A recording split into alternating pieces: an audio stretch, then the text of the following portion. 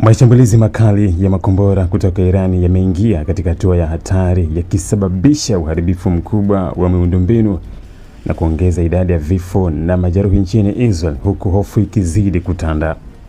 Katika mji wa Arad, tukio hilo lilikuwa la kutisha zaidi baada ya kombora la masafa marefu kupiga moja kwa moja eneo la makazi usiku wa manane. Mlipuko huu ulisababisha uharibifu mkubwa ambapo majengo kadhaa ya ghorofa yaliporomoka kabisa. Mashahidi walisema walisikia mlio mkubwa uliotikisa ardhi kabla ya kuona moshi mzito ukifuka anga la mji.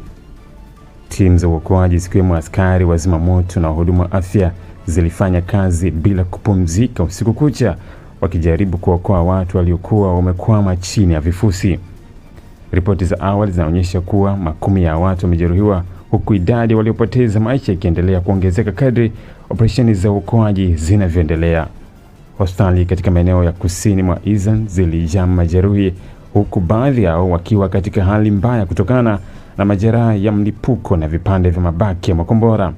Madaktari wamelazimika kufanya kazi kwa saa nyingi bila kupumzika, na baadhi ya vituo vya afya zikiripoti uhaba wa vifaa kutokana na wingi wa wagonjwa. Wakati huo mji wa Dimona, ambako kuna kituo muhimu kinachohusishwa na mpango wa nyuklia wa Israel, hali ilikuwa ya wasiwasi mkubwa baada ya kombora jingine kufanikiwa kupenya mifumo ya ulinzi wa anga kama vile Iron Dome na mifumo mingine ya kuzuia makombora.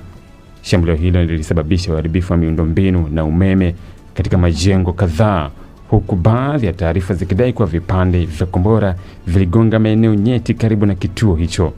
Israel hajathibitisha kiwango kamili cha uharibifu katika eneo hilo, lakini hatua kali za kiusalama zimechukuliwa mara moja. Waziri wa usalama wa taifa Itamar Ben-Gvir alifika katika eneo la Arad na kuzungumza na wakazi waliopoteza makazi yao. Katika hotuba yake alisisitiza kuwa Israel itaendelea kujilinda na kuchukua hatua kali dhidi ya mashambulizi hayo. Alitoa wito kwa wananchi kudumisha mshikamano na kufuata maelekezo ya usalama kutoka kwa mamlaka. Kwa upande wa kijeshi, jeshi la Israel limeongeza mashambulizi ya kulipiza kisasi dhidi ya malengo ya Irani, likilenga vituo vinavyodaiwa kutumika kuzindulia makombora pamoja na miundombinu ya kijeshi ndani ya Irani na maeneo ya washirika wake katika ukanda huo. Hali hii imezidisha hofu ya kuenea kwa vita katika eneo la Mashariki ya Kati. Raia wameathiriwa na kiwango kikubwa zaidi. Ving'ora vya tahadhari vimekuwa vikilia mara kwa mara katika miji mbalimbali nchini Israel, zikilazimisha watu kukimbilia kwenye makazi ya kujikinga.